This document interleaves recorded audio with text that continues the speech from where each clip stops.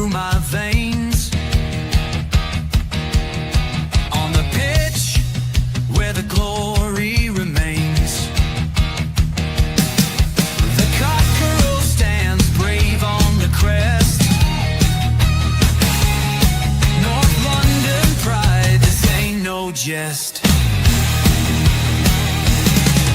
From lane to the new shining ground, echo chants where the legends are found. Heroes carved in the heart of time, we march on through grit and grime. Oh Tottenham, Tottenham till I die. Raise the banner, let it fly. Through the rain, through the fire, this is my club, my only desire.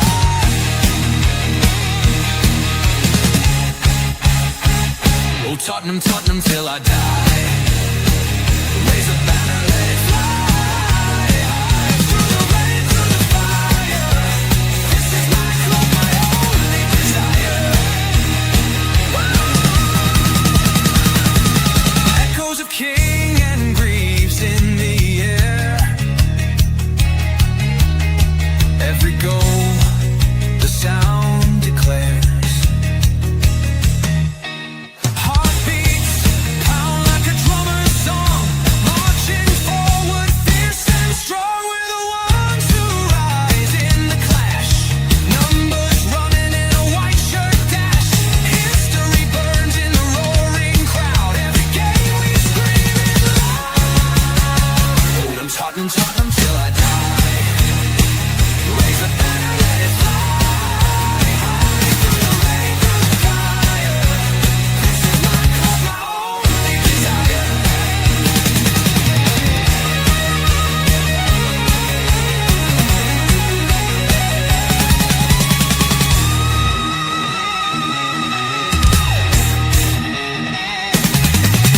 We're the ones who rise in the clash.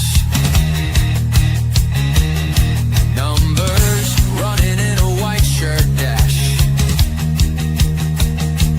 History burns in the roaring crowd. Every game we scream it loud. I'm Tottenham, Tottenham till I die. Raise the banner, let it fly. Through the rain, through the fire, this is my club, my only desire. Good afternoon, everyone. I hope you're doing well. And this is Newsbeat on THFC Till We Die. This is awesome, right? For those that were tuning in and hoping to see Dermashon, he had a last-minute thing that he had to take care of. So he gave me a call and asked if I would sub for him, and it's an honor to do so. So thank you for tuning in. As Derma and I will be back a little bit later tonight at 8 o'clock UK time for our regularly scheduled programming. Before we begin, go ahead and hit your like and subscribe buttons as we are on a march to 5K. That is the goal. 5,000 subscribers by the end of the 2025-2026 season. So go ahead and make sure you hit your likes as well too, to let the algorithm do what algorithms do. All right, man, it's Newsbeat, which is our daily Tottenham Hotspur Newswire show that's going to be essentially pretty much every single day throughout the summer transfer window. And we have a few things that we're going to talk about today as well too. Before we begin, we have Spurs Side Chat. What's up, man? Good to see you. Glad you're along. All right. Interesting things that have transpired. And I'm going to start off by saying that this is, as of right now, rumor. I am still waiting on confirmation. But the rumor is that Daniel Levy has made a decision on Ange Postecoglou. And it will be within 48 hours that he will announce it. And the only reason why it hasn't been announced yet is because he wants the euphoria of the Europa League to settle down before he comes public with this decision. And again, it is only rumor. And as soon as we have it confirmed, we will come live on YouTube to break that news. But the reality is that I think this is probably going to be it for Ange Postecoglou. Whether it is going to be whether it's going to be an outright sack or it's going to be a mutual agreement, Ange Postecoglou, now allegedly, again, until I get this confirmed, this is still rumor, but Daniel Levy will make the move to send Ange Postecoglou on his way, which means there will be a vacancy for head coach at Tottenham Hotspur. And joining us in the chat is Colin. What's up, buddy? Good to see you. So interesting, and I don't think this is going to be surprising. I think a lot of people understood that this was probably this is a long time coming. And the only question that I had regarding Ange Postecoglou was whether or not the Europa League trophy, Spurs' first European trophy in 40 years, was good enough to withstand the 21 losses in the league, 22 losses, whatever it was in the league. And I said no. And the reason why I said no is, for as great as the Europa League trophy is, he made a conscious decision to punt the Premier League. And as you know, Tottenham Hotspur is all about revenue, is all about profit and sustainability. And listen, if you're Daniel Levy, the most important thing is where you stand at the end of the season. Yes. Champions League is very big for Daniel Levy because it means at least 100 million next season. But for this season, when you look at everything in a vacuum, this probably was one of the most disastrous seasons in Tottenham Hotspur history from a financial standpoint. Because as you know, the higher that you climb in the table means that the prize money is differential. And there was a time this season, right as the winter transfer window is, and we were kind of on that tipping point of whether or not this team was able to kick on in the league versus the Europa League. And I think Ange Postecoglou just looked at it and said, listen, man, I don't know whether or not I have players that I can trust to not only run my attack, but to be able to carry this team forward. Surely there are players that he could trust, but when you factor everything in, you were looking at specific players that picked and choose when they wanted to show up. You had players that were just too raw, too young prospects that you were banking on to help you carry through certain points of the season. And it just, there was a reason why, Ange Postecoglou switched tactics toward the end to a more pragmatic approach, to a more of a counterattacking style, because that suited the players that were there. As a result, it was a conscious decision to put all his eggs in the Europa League basket. Sure enough, it paid off. Congratulations. You won Spurs' first trophy in 18 years? Ended the trophy drought. So on one hand, you have that, but on the other hand, you have a 17th place finish in the league, which is, I hate to say it, man, it was probably one of the more embarrassing things Tottenham Hotspur had to endure. And the weekly, I'll just say it, the weekly shit show that we had to experience day in and day out for 4 months? The Ange in, Ange out debate. I'm telling you, man. I'm telling you. That was, I hate to say it, man, that was embarrassing. As a Tottenham Hotspur fan, it was absolutely embarrassing to see our team essentially whittled down to this, which was a joke, right? 100% was a joke. That's on Ange Postecoglou. Unfortunately, that was on Ange Postecoglou because that was the decision that he made, for better or for worse. For better or for worse, that was the decision that he made, and there is going to be repercussions for his actions. And this is it. This is the repercussion. These are the consequences. That there was a good chance that you were going to be unemployed come the summer. And again, still rumor.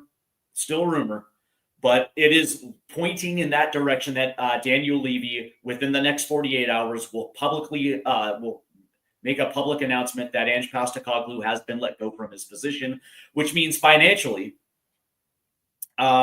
it's going to be at least $7 million for Ange Postecoglou out the door, because he still has another year on his contract, which I believe is the only reason why he was still in it. It was financial. They easily could have done it. They could have done it after Tamworth. 100% they could have done it after Tamworth, and I think it probably would have been justified at that point in time.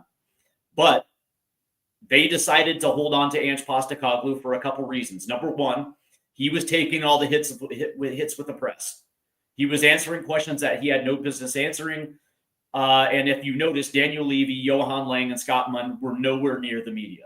And it was Ange Postecoglou sitting front and center. He was the one taking all the hits. So that's the first reason. But also, it was a financial. It was financial, because if you waited to the end of the season to make that decision, it was going to be a less of a financial hit. And if you remember, he's got a 3+1. So essentially, how his contract works is it's 3 guaranteed plus an option. And I think that if they waited towards the end of the season, that option,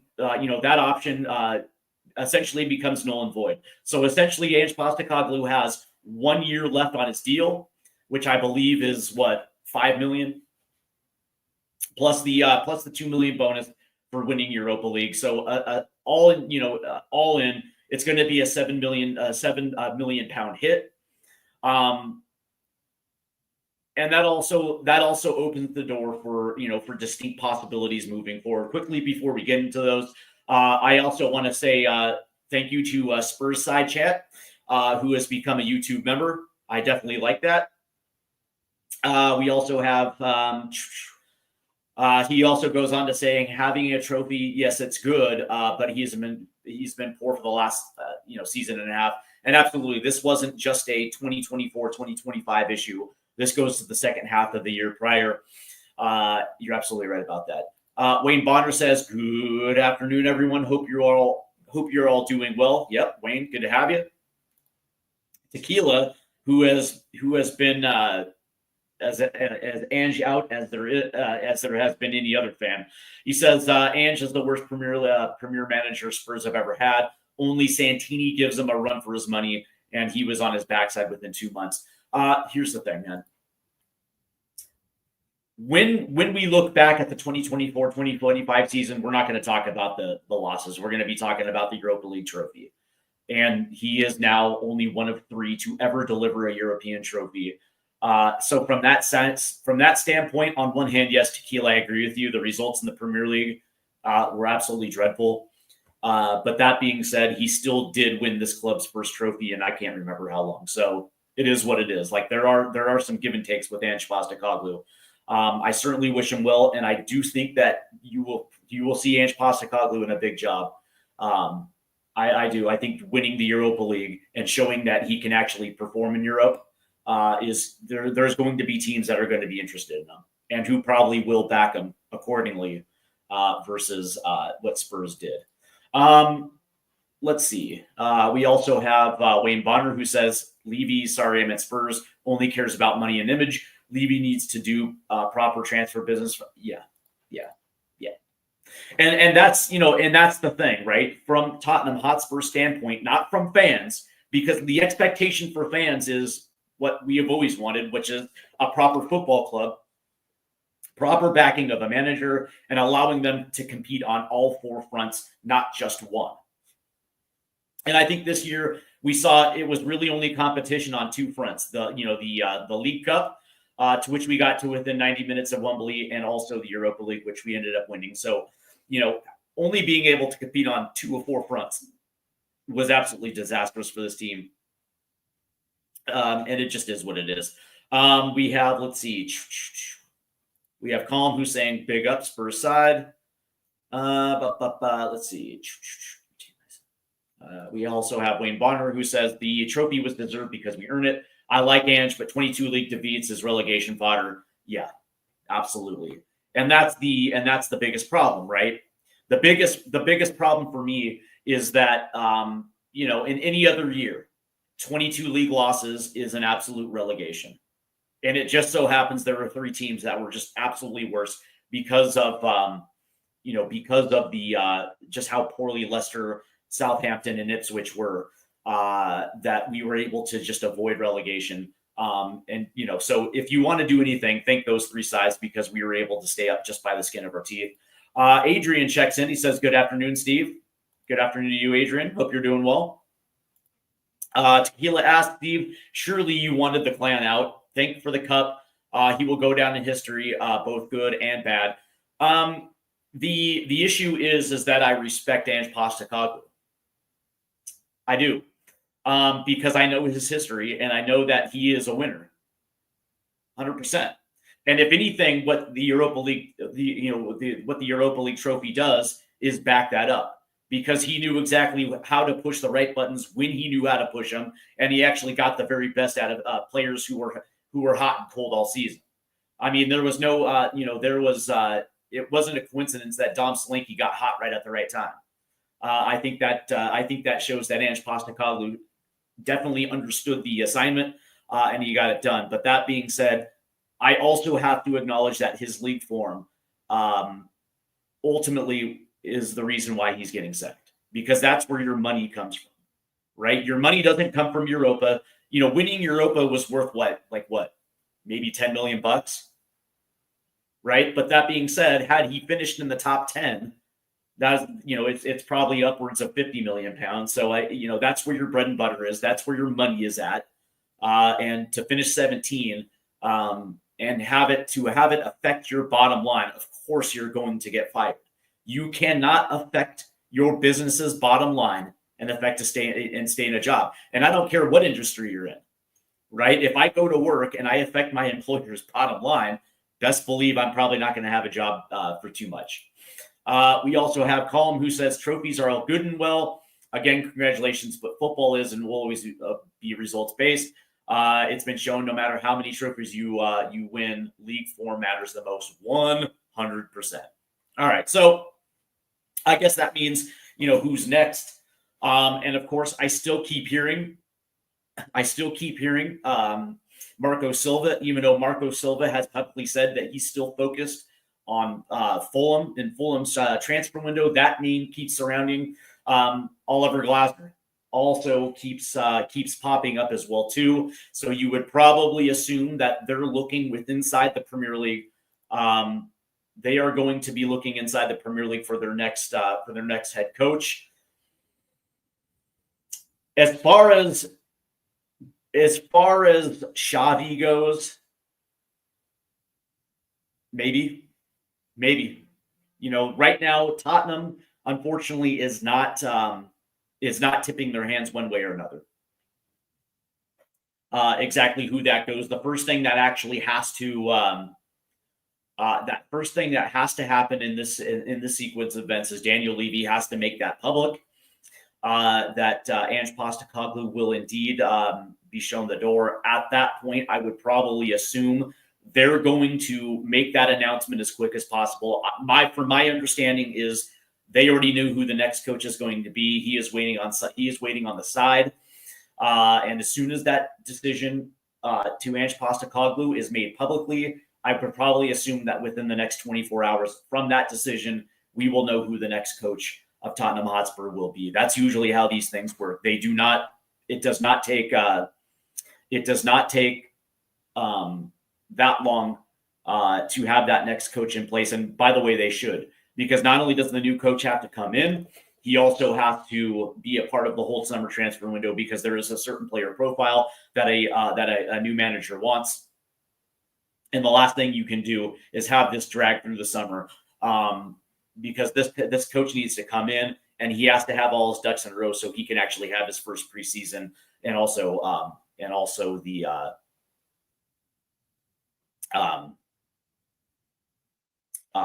transfer window as well too. In total column, it probably I would say that throughout the course of it, I'm sure there are bonuses throughout the course, but I think the actual final is the payout for the final is something small. I'd have to look it up, but anyway. See, and Colm said, yeah, Newcastle made 45 mil for finishing fifth. That's exactly right? So the higher that you go up in the table means the payout is going to be higher in the Premier League as well too. And so when you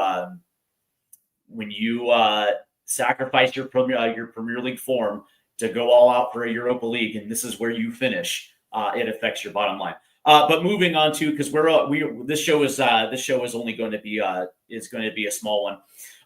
Word coming out of Crystal Palace that Mark Gahey and Crystal Palace have held exit interviews, meaning that it would be a shock if Mark Gahey does not make a move. And of course, as we know, Tottenham made a £70 million offer for the defender in the winter window, at the end of the winter window, as ridiculous as that was, which got turned down. He still remains a high priority for Tottenham Hotspur, with the caveat that Christian Romero will be exiting this summer. I have been told that those ties are as strong today as they were back in the winter window, that Tottenham Hotspur really, really, really want Mark Gahey. And now that exit interviews has been held, this is, I wouldn't say a formality, but Mark Gahey will be a top target for Tottenham Hotspur moving forward. The question is, has there been any discussions between Christian Romero and Tottenham Hotspur? Because the one of the things that, from my standpoint is, you don't want to disrupt the chemistry between those two center backs if you can avoid it. The question is did things change for Christian Romero? Because listen, I've been in these positions too many times before playing myself. There are bad seasons. And when you are in the midst of a bad season, the only thing you want to do is find your way at the door, because at the end of the day, man, you just want to win, and you want to be in an organization that cares about winning. You want to make sure that when it comes to player acquisition, that they have their best in mind. And when you're going through these type of seasons, and it just seems like every single time you step on the field, you're losing. The last thing you want to do is continue down that road, because all it's going to do is, it's going to change your mood. It's going to change your demeanor. There's certain players that you look at with contempt, because you're out there trying your best and you're wondering whether or not they're trying their best. It's just a bad situation. But that being said, towards the end of the season, when it was looking like we were advancing in the Europa League, and then we get to a final and we win it, and now all of a sudden the dynamic changes, because now we do have Champions League. The question is, did that dynamic change the mind of Christian Romero? Because if there is any hint that he would be willing to allow Paratici to change his mind, that's the question that I have. Because I would rather keep Christian Romero than spend £70 million plus on a dude like Mark Gahey. This is no disrespect to Mark Gahey. I think he's a good defender. But the question is was there any change of mind from Christian Romero that he'd be willing to at least stick around for another season to allow Tottenham Hotspur to show their ambition?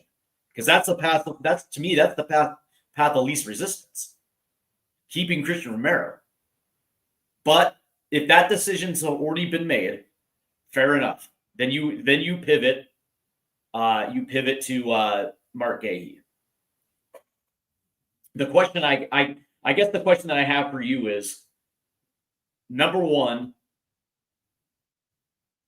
would you rather keep Christian Romero? And two, do you think Mark Gahey is a good fit for Tottenham Hotspur? Pretty simple question.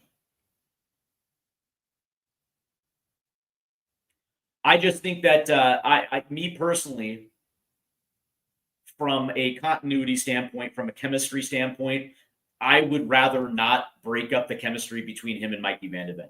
Me personally, I think they're one of the best center back pairings in the Premier League, if not the best. And I think Tottenham's back five is probably up there. But that being said, Dan Davenport brings up a brings up a very interesting point. He said, yeah, because he's English. And when you're talking about, Champions League and some of these other factors, he's a homegrown player, these type of things, and obviously those numbers have to, those numbers matter. But that being said, do you think that Mark Gahey is a better fit for Tottenham Hotspur than Christian Romero? I know that Spurs side chat says that Romero is overrated. I don't think so. People who think Spurs are a bigger draw than Madrid need to take their blinkers off, with all due respect. Yeah. Very good point. Very good point. Yeah, see, the thing about it is, it's me personally, I'm in the boat that we need to make sure that we have enough capital in order to pull this summer transfer window off. So from the first team, Richarlison, Basuma, 100% are gone.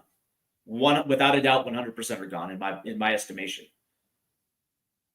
But that being said, can you get Betancourt to sign an extension? And can you convince Romero to stay for another year? Because there's plenty of other players that you can actually cash in on. Josh Keeley, the other guy from Leighton North, Jamie Donnelly. And I know that people love Jamie Donnelly. I like him as well too. But because of the season that he just had on loan, there is a good possibility that you could potentially get 20 mil for the player. And that's a good piece of business. That's the way that I look at this as well too. And by the way, don't get me started on Kevin Danso, Wayne. I'll talk about that in just a second before we go. The reality is Spurs have a lot of guys on their peripheral of their first team roster that if you're looking to raise funds in order to have the best summer transfer window, all of those guys have to be in play. You're going to have guys who who are out of contract. Okay, that's fine. Doesn't put a strain on their wage bill. But that being said, the priority should be those that are coming back off alone, with the exception of a few. Those guys should be available to move on. Because I would rather this team take chances in the transfer window to improve this team than keep an overbloated first team roster, especially if you know that they're probably not going to have they have an outside chance looking at the first team, and most likely will go back on loan again anyway. I would rather take the upfront cash now than continue to have a strain on the first team wage bill. But that being said, for Christian Romero, if you're asking me which do I prioritize, Christian Romero or Rodrigo Betancourt, I prioritize Romero. And if you get a good $50 million offer for Betancourt, then that's the guy that you move off of, because at least you have in-house in-house replacements at the 6, but also you can go out there and potentially bring in a game-changing 6 for that type of money. Let's see. Dan Davenport says, I would cash in on Romero. There are other options that you can cash into. He also goes in and says, I would love Eze from Palace. And yeah, that's another player worth keeping an eye on, because he has made comments prior that would be a good landing spot for him as well too. So I actually think pairing Eze with James Maddison would be just absolutely brilliant in this midfield. But Wayne Bonner says Romero is solid. He showed in the latter stage of the Europa League what he can do. He and Mickey are superb together, 100%. And under a new coach, in playing in a system that is going to be more suitable to that back five, I think you would see just how good those two players could be. Playing in a system that expects high level. Again, no disrespect to Ange Postecoglou. I don't know, man. Sometimes I question what the expectation was of this squad. Calm says Atletico will be trying everything they can to get Romero. Spurs are prepared for a war. However, his contract runs out in 2027. If he has any interest at all on Madrid, sell him and don't lose out on funds. Yeah, but here's the thing, Colin, right? He's got 2 years left on his deal. Why sell him now, especially if he comes back and puts together a monster season with 1 year left on his contract? All that will do is drive up his value. And if you think there's going to be a bidding war now, imagine coming off of next season. That bidding war is going to get higher. And now you're talking in the realm of 80 to 100 million pounds. Just saying. I'd keep Betancourt. I have an absolute faith in Paratici. We'll get Benny to sign on the contract. He's one of our better players. Yeah, I hope so. Let's see. Yeah. Oh, yeah. And I believe it was Wayne Bonner, as long as we keep Danso as well. The thing about Danso is I think Danso is a very good squad player. I think he's the type of guy that you use in cup competitions, and he can hold his own. The problem that I have with Danso is even with him coming over at the winter deadline, the winter window, excuse me, I think the sample size is small. I don't think he showed us whether or not he's able to compete week in and week out at the Premier League. That's my only problem. Do I think he's good enough to compete for a starting spot? Yeah. And that's why you bring him in, because you think that he's good enough that he can push somebody. But can Kevin Danso win a spot and then hold a spot at the Premier League level? I don't know. That's the truth. I don't know. What else? Are you doing a watch along for the Champions League final as well as some watch alongs for the Club World Cup? The answer is yes. As far as the Champions League, I don't know. Honestly, I don't know. That decision has not been made. But as far as the Club World Cup, 100%, I'll be doing some watch alongs for the Club World Cup. Yes, 100%, which you can see on Stateside Footy. So make sure you head over there and like and subscribe, because we not only do we do the MLS watch along every single week, but we will be doing Club World Cup matches as well too. So, and U.S. men's national team. So there's plenty of watch alongs on Stateside Footy. Let's see. We got him for like 15 mil or something, selling him for triple that value. Big win for Spurs. Yeah, listen, man. I understand, but you have to be smart about this. Selling him now, would you get a good return from 100%? Do I think he's more than a 60 million pound player? 100%, right? So so for me, it's like there's no need to sell him now with 2 years left. You sell him with 1 year left on his contract, so that'd be next summer. That's when you sell him, in the summer of 2026 with 1 year left. And especially if he comes back this upcoming season and just has a monster season, that bidding war will go up. Question for you in the chat. Knowing his contract runs out in 27, Madrid put a 70 in Italian, and you get all up. And you get it all up front? If it's 80, yeah, probably. I know what I just said, but yeah.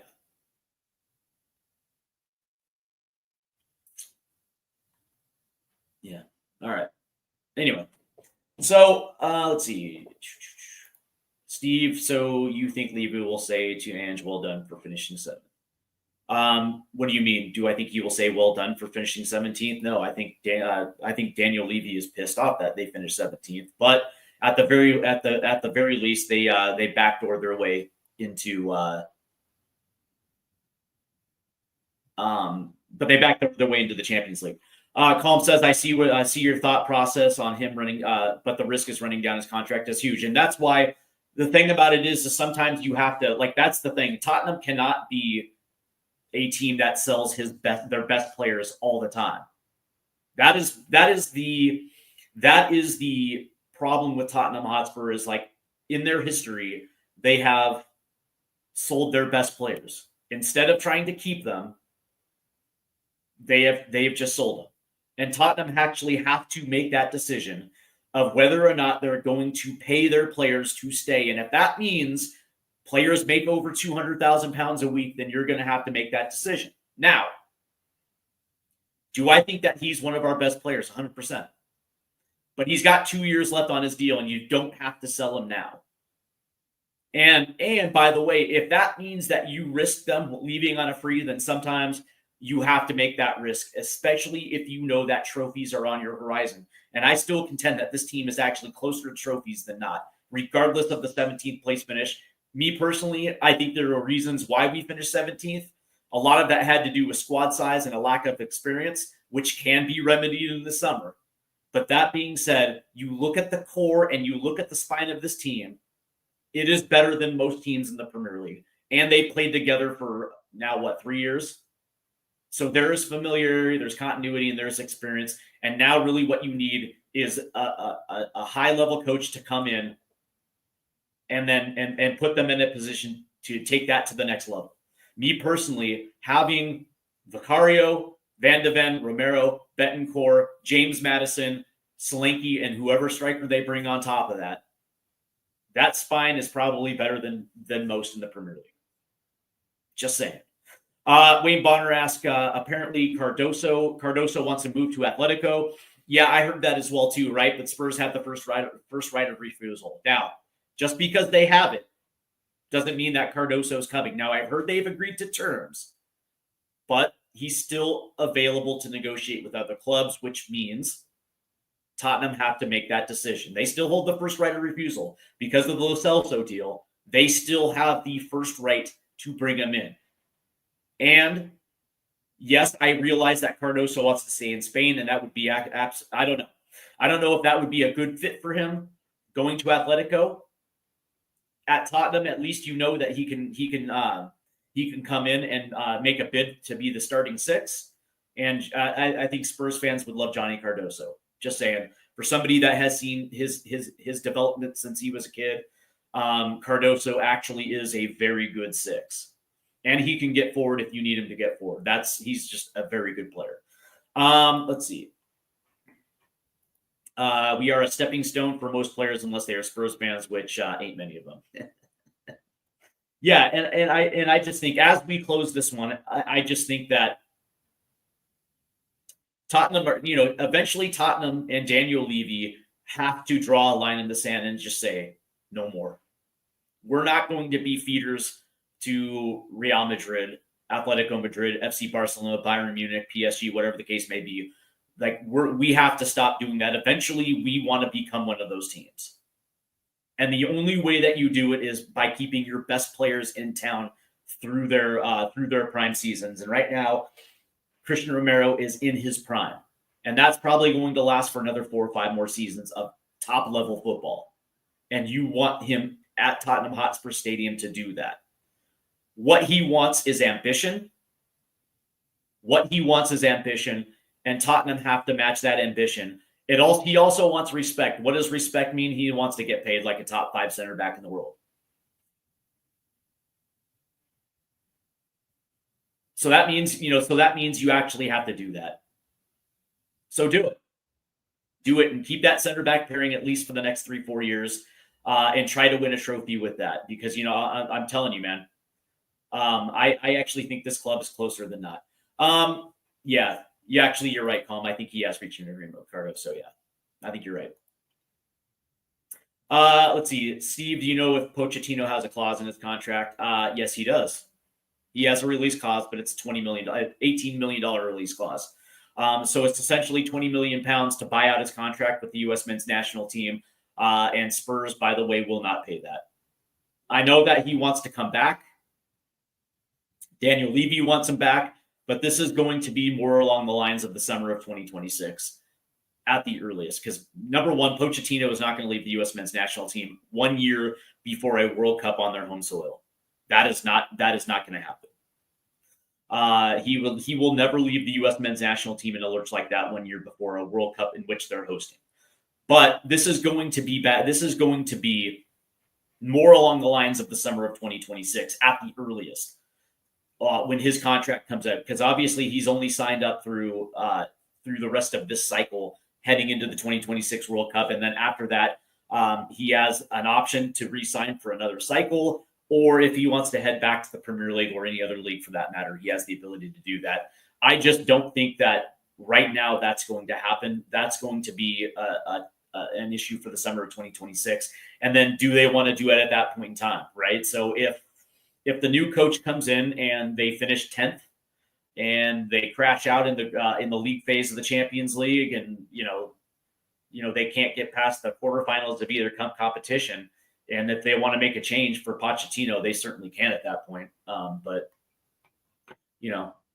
So we'll see. Well, guys, I do want to thank you guys for coming in today. This was just a quick news beat. Later today on THFC Till We Die, we have a show. I believe it's going to be at 8 o'clock UK time. Dermatron will be back hosting that one, and I believe I'll be with them as well too. So there's definitely going to be that, as well as another news beat tomorrow, I believe. So there's definitely plenty going on this channel. Tomorrow on Stateside Footy, 7 a.m., we're going to have a year in review, which will be available on Full Time Sports Network, THFC, TWD, and of course Stateside Footy. And tomorrow night, the MLS watch along is going. The MLS watch along, I believe. Correct me if I'm wrong. Let me double check this. I believe it's going to be. Yep, Chicago. It's going to be the Chicago Fire at Orlando City FC. OCFC is one of the best teams in the Eastern Conference, and Chicago obviously is being led now by former U.S. men's national team coach Greg Berhalter. So that is going to be tomorrow night. I believe it's going to be 7:30 Eastern, 12:30 UK time. And of course, I know a lot of you guys, that might be a little late for you guys, but we do have a nice little contingent of UK fans that tune in for the watch along. So I am looking forward to see you guys tomorrow for that as well too. So there's plenty of stuff going on. I do want to thank everybody in the chat. I want to thank Gerard O'Connor, Tequila 316, Dan Davenport, Wayne Bonner, Adrian with Spurs Diehards TTID, and I don't know, Adrian, if there's going to be a show tonight, but you definitely head over to Spurs Diehards TTID and check him out as well too, because that channel is awesome. I also want to thank Colin, Jessica, who checked in real quick. I missed Jessica. She says, I think it will depend on if Ange is here or a new coach, and Zaghi was this 3-5-2. Yeah, exactly. So I want to thank everybody for tuning in. And again, later tonight, 8 o'clock, 3 Eastern, Dermatron will be back for a show tonight. So he's just right around the corner, guys. Make sure you hit the like and subscribe buttons. Head over to Stateside Footy and hit the like and subscribe buttons as well too. This channel is going everywhere, especially the summer transfer window. When it comes to breaking news, THFC TWD is where you get your breaking news, because we break a lot of it. And of course, for all you fans of Stateside Footy and American soccer, we also appreciate the support over there as well too. So thank you guys for joining in. You guys have a great Friday afternoon, and I hope you guys enjoy your weekend. I'm sure for some of you guys have grinded through the week and have been looking forward to this. So I hope you relax and enjoy it. Thank you again, guys. Have a great day. Eyes on the prize.